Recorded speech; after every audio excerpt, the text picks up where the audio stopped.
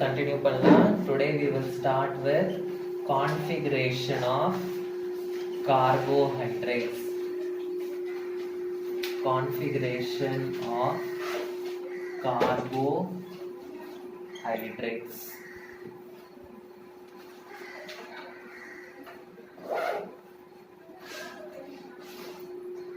Carbohydrates are optically active.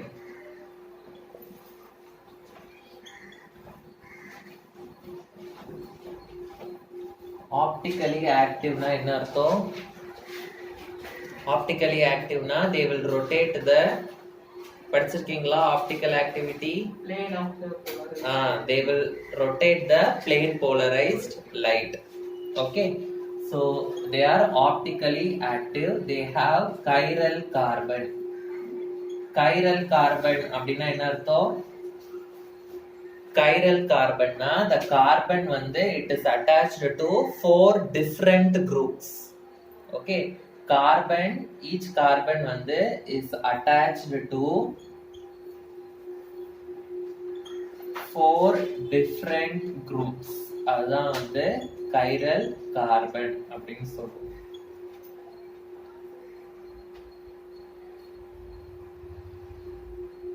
So சில examples நான் எழுதுறேன் கார்போஹைட்ரேட்ஸ்க்கு.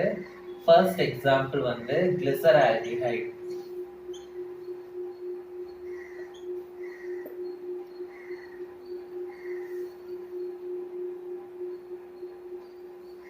இந்த இடத்துல சென்டர்ல கார்பன் இருக்குன்னு அர்த்தம். ஓகே, சென்டர்ல we have carbon. Okay, CHO OH H CH2OH. இதுதான் வந்து கிளிசரால்டிஹைடோட ஃபார்முலா. ஓகே, இப்போ நான் இந்த ஃபார்முலாவை இன்னொரு டைப்பா எழுதலாம். OH இந்த சைடு எழுதலாம், H வந்து இந்த சைடு எழுதலாம். கரெக்ட்டா? சோ அப்படி நான் எழுதுனேனா what will be the formula? OH இங்க வரும், H CHO CH2OH. ஓகே, இந்த மாதிரி வரும். இப்போ இந்த CH2OH வந்து நான் எப்படி எழுதலாம்னா CH2 இருக்கு. CH2 அப்படின்னா H2OH இப்படி எழுதலாம். கரெக்ட்டா? அப்படி இல்லனா எப்படி எழுதலாம்? CH2OH இப்படி எழுதலாம். இல்லாட்டி அதே மாதிரி இப்படியே இருக்கட்டும், CH2OH. இத மாத்த வேண்டாம். Okay, CH2OH CH2OH. இப்போ இதுக்கும் இதுக்கும் என்ன டிஃபரன்ஸ்னா, இந்த இதுல வந்து ரெண்டு OH குரூப்பும் சேம் சைடு இருக்கு. இதுல வந்து ரெண்டு OH குரூப்பும் வந்து ஆப்போசிட் சைடுல இருக்கு. ஓகே, சிமிலர் குரூப்ஸ் வந்து சேம் சைடுல இருந்ததுன்னா we will call that glyceraldehyde as D-isomer. We will call it as D-isomer. So இதோட நேம் வந்து D-glyceraldehyde.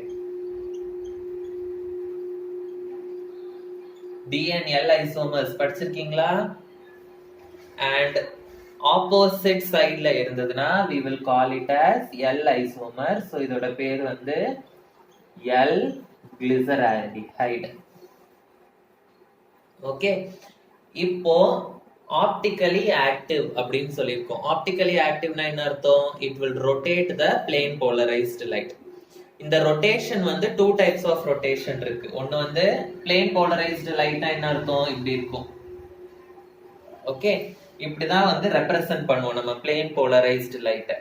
இந்த ரொட்டேஷன் வந்து கிளாக் வைஸ் ரொட்டேஷனா இருக்கும், ஆன்டி கிளாக் வைஸ் ரொட்டேஷனா இருக்கும். சப்போஸ் இந்த பிளேன் போலரைஸ்டு லைட் வந்து கிளாக் வைஸ்ல ரொட்டேட் ஆச்சுன்னா அதை வந்து இப்படி ரெப்ரசன்ட் பண்ணுவோம். ஆன்டி கிளாக் வைஸ் ரொட்டேஷன்னா இப்படி ரெப்ரசன்ட் பண்ணுவோம். ஓகே, சோ கிளாக் வைஸ் ரொட்டேஷனா ஆன்டி கிளாக் வைஸ் ரொட்டேஷனா அப்படின்றத எப்படி கண்டுபிடிக்கணும் அப்படின்னு நான் சொல்றேன். கிளாக் வைஸ் ரொட்டேஷனுக்கு பிளஸ் சிம்பிள் யூஸ் பண்ணணும், ஆன்டி கிளாக் வைஸ் ரொட்டேஷனுக்கு மைனஸ் சிம்பிள் யூஸ் பண்ணணும். ஓகே, இப்போ இது வந்து கார்பன். ஓகே, இந்த குரூப்பை விட்டுருங்க, CH2OH வந்து விட்டுருங்க. I am going to consider only these three groups. Okay, I am going to consider only these three groups. இப்போ இதுல வந்து என்ன இருக்கு, நடுவுல கார்பன் இருக்கு. இப்போ இந்த கார்பன் வந்து it is directly attached to hydrogen. Carbon is directly attached to carbon. Carbon is directly attached to oxygen. Hydrogen, carbon, oxygen. இதுக்கு நம்ம priority படி நம்பர் பண்ணணும். எது which will get first priority? எதுக்கு அட்டாமிக் நம்பர் அதிகமோ, இதுல எது வந்து ரொம்ப எலக்ட்ரோநெகட்டிவோ அதுதான் வந்து ஃபர்ஸ்ட் priority வரும். So oxygen தான் இந்த மூணு ஆட்டம் கம்பேர் பண்ணும்போது ஆக்சிஜன் தான் கொஞ்சம் powerful. So it will get the first priority number 1. Carbon will get the second priority. Hydrogen will get the third priority. So 1, 2, 3 அப்படின்றது வந்து ஆன்டி கிளாக்வைஸ் டைரக்ஷன்ல வரதுனால இது வந்து மைனஸ் கிளிசரால்டிஹைடு அப்படின்னு சொல்லுவோம். ஓகே, இப்போ இதுல பாருங்க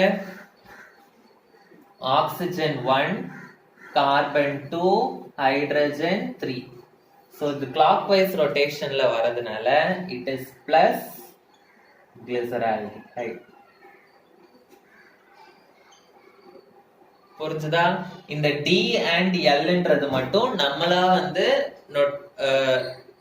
ரெப்ரசன்ட் பண்றதுதான். ஓகே, நீங்க இத கூட L ன்னு எடுத்துக்கலாம், இத D ன்னு எடுத்துக்கலாம், ஒன்னும் பிரச்சனை இல்லை.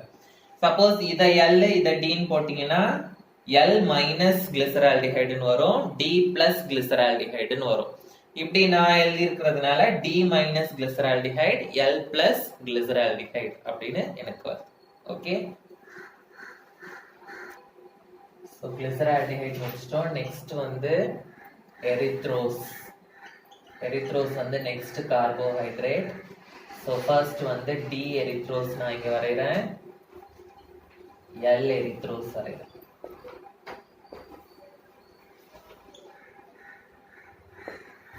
Okay, so D erythros will be CHO H H CH2OH. L erythros will be CH2OH OH OH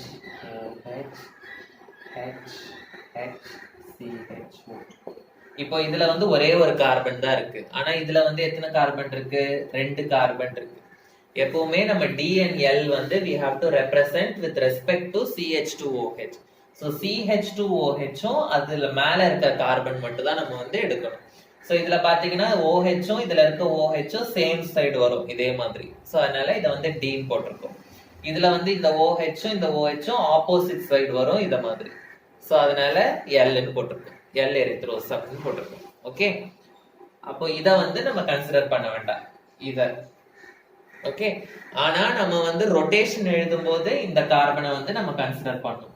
OCH இந்த சைடும் C இருக்கு, அதே மாதிரி OCH அப்படி நம்ம கன்சிடர் பண்ணணும். ஓகேவா?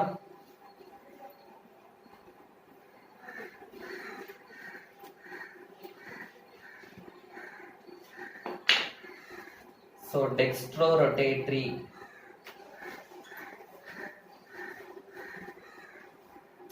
we will call it as D isomer and levorotatory we will call it as L isomer. Okay, plus sign வந்து எப்படி எப்போ போடுவோம் அப்படின்னா clockwise rotation of the light, plane polarized light. And அதே மாதிரி மைனஸ் சைன் எப்போ போடுவோம் அப்படின்னா anti clockwise rotation of the plane polarized light. Okay, classification of carbohydrates.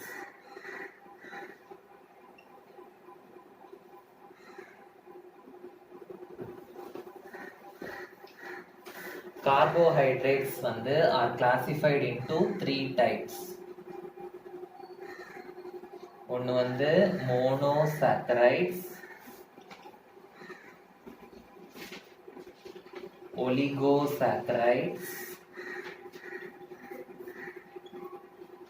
and third one வந்து polysaccharides, monosaccharides, oligosaccharides and polysaccharides. Okay, so this classification வந்து is based on the hydrolysis of carbohydrates. It is based on the hydrolysis of carbohydrates.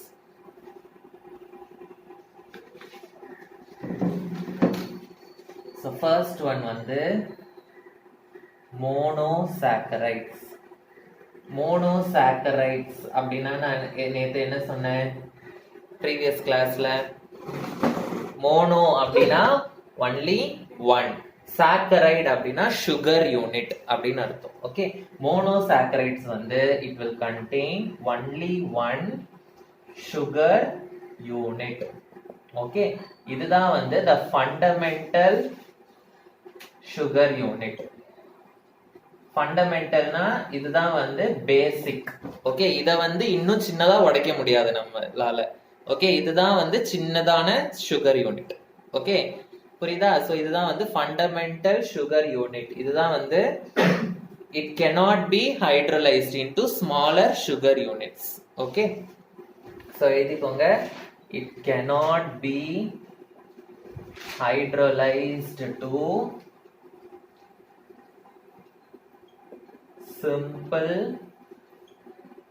sugar units. Cannot be hydrolyzed into simple sugar units. Example, general formula வந்து already நான் சொன்னேன், CnH2O n times. CnH2O n times. Examples வந்து glucose, fructose, இது எல்லாமே வந்து monosaccharides. Okay, erythrose பார்த்தோம்ல, erythrose and ribose, இது எல்லாமே வந்து example for monosaccharides. Okay, so யூஸ்வலா நேச்சர்ல வந்து எத்தனை monosaccharides இது வரைக்கும் கண்டுபிடிச்சிருக்காங்கன்னா 20 monosaccharides வந்து occur in nature. 20 monosaccharides occur in nature. Okay, so இந்த monosaccharides-ல இங்க பாருங்க aldehyde group இருக்கு. Okay, if the monosaccharide is having aldehyde group, then that monosaccharide is called as aldoses. Is called aldoses. Aldoses na enadhu? The monosaccharide will be having aldehyde functional group. For example, glucose formula நம்ம எழுதிருக்கோம், அதுல பாருங்க CHO group இருக்கும். Okay, so monosaccharides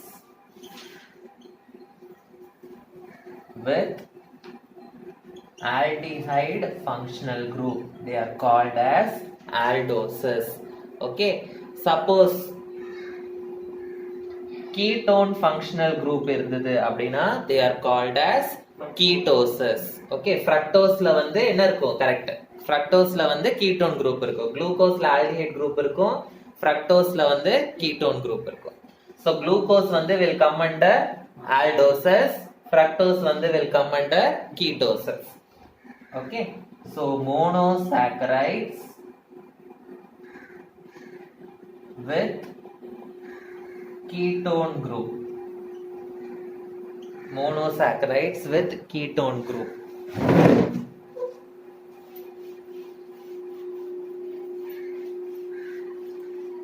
புரிஞ்சுதா?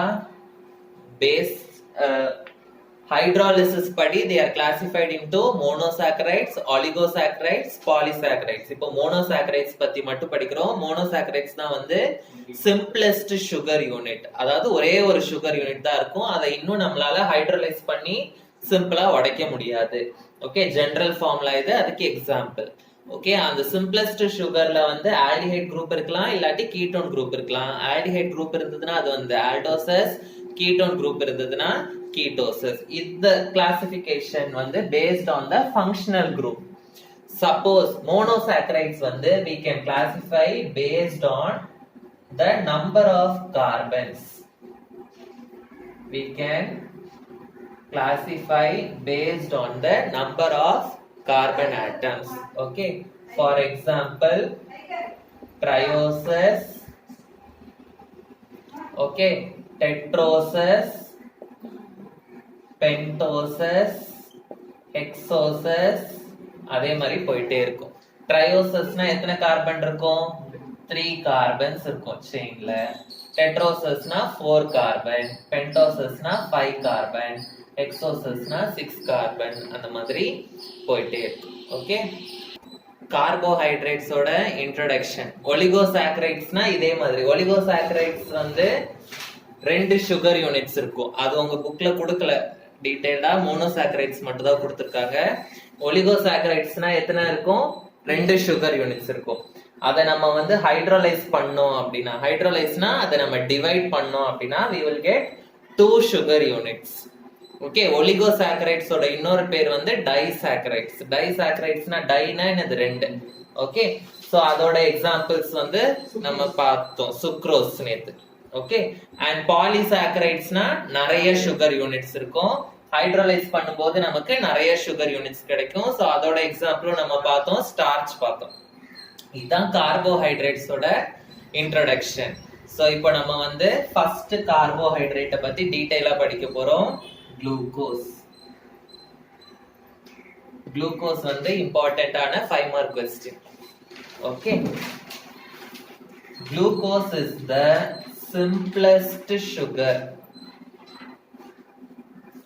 Glucose வந்து நம்ம உடம்புல இருந்தாதான் we will get another energy. Okay, it provides energy. Glucose தான் இருக்கிற சுகர்ஸ்லயே வந்து ரொம்ப abundant-ஆன sugar. Abundant-னா நிறைய இருக்கிற sugar. Okay, it is present in honey, fruits, etc. Human bloodல வந்து 1 லிட்டர்ல 100 grams of glucose இருக்கும். ஓகே, so human bloodல 100 grams இல்ல 100 milligrams per liter இருக்கும் glucose. Okay, and human bloodல 1 லிட்டர்ல 100 milligrams of glucose இருக்கிறதுனால அந்த bloodல இருக்கிற குளுக்கோஸை வந்து என்னன்னு சொல்லுவோம் அப்படின்னா blood sugar அப்படின்னு சொல்லுவோம். blood sugar. இந்த sugar லெவல் தான் என்ன ஆகக்கூடாது? கம்மியாக கூடாது, அதிகமாகவும் ஆகக்கூடாது. ஓகே, அப்போ சுகர்னு சொல்லிடுவாங்க. Okay, so preparation of glucose.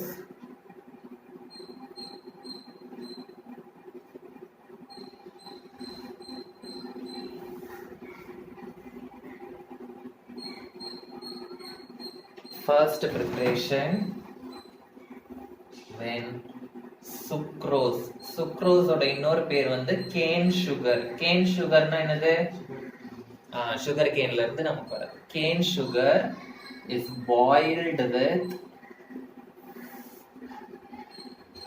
dilute sulfuric acid in alcoholic solution. Okay, so sucrose வந்து நம்ம என்ன பண்ண போறோம்? We are going to boil it with dilute sulfuric acid in alcoholic solution. Alcohol, sulfuric acid, sucrose மூணுத்தையும் நம்ம வந்து boil பண்ணோம்னா we will be getting glucose and fructose. This is the first method for preparing glucose. Okay, hydrolysis நடக்கும். அதாவது sucrose வந்து ரெண்டா பிரியும். Sucrose வந்து is a disaccharide. 2 sugar unit இருக்கு, கரெக்ட்டா? சோ குளுக்கோஸ் ஒரு சுகர் யூனிட்டாவும் ஃப்ரக்டோஸ் இன்னொரு சுகர் யூனிட்டாவும் நமக்கு வந்து கிடைக்கும். சோ அதுக்கான ஈக்குவேஷன் எழுதிக்கோங்க.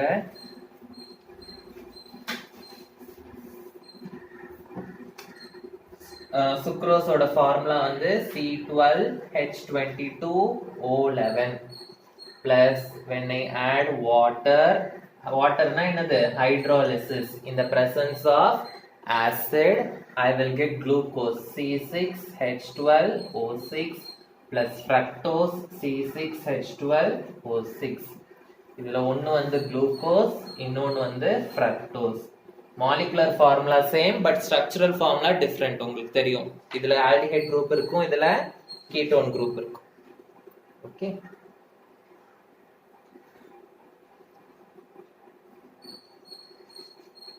இது வந்து ஃபர்ஸ்ட் மெத்தட். நெக்ஸ்ட் வந்து it is prepared by the hydrolysis of starch. It is prepared by the hydrolysis of starch with dilute HCl at high temperature and pressure. High temperature and pressure. Starch வந்து நான் சொன்னேன், it is a polysaccharide. Polysaccharide னா என்னது? It has many sugar units. So அதோட general formula வந்து C6H10O5 N times. N times னா நிறைய இருக்குன்னு அர்த்தம். இந்த மாதிரி நிறைய sugar units. So இதை ஹைட்ரோலைஸ் பண்றோம். ஒரு sugar unit ஹைட்ரோலைஸ் பண்றதுக்கு ஒரு வாட்டர் தேவை. So இப்போ n units இருக்கிறதுனால we need n number of water molecules, and this is in the presence of acid. Okay, high temperature and pressure. Okay, so normal pressure வந்து room pressure வந்து 1 atmosphere. High pressure னா கொஞ்சம் increase பண்றோம். So it will be 2 to 3 atmospheric pressure. Normal room temperature விட இதுல வந்து நம்ம 100 degree Celsius கொடுக்கிறோம், 393 Kelvin. 100 degree 120 degrees கொடுக்கிறோம். Okay, so we will get n number of glucose molecules. So இதுதான் வந்து two methods of preparation of glucose. So glucose பத்தி கேட்டாங்கன்னா இது எழுதணும், preparation of glucose கேட்டாங்கன்னா இது எழுதணும். glucose ஓட structure தெரியுமா? நேத்து நான் அரேஞ்ச் போட்டேனே, அதை இதுக்கு கீழே எழுதுங்க. structure of glucose. Structure of glucose வந்து இது கீழே வரைங்க, வரைஞ்சிட்டு என்கிட்ட வந்து சைன் வாங்க.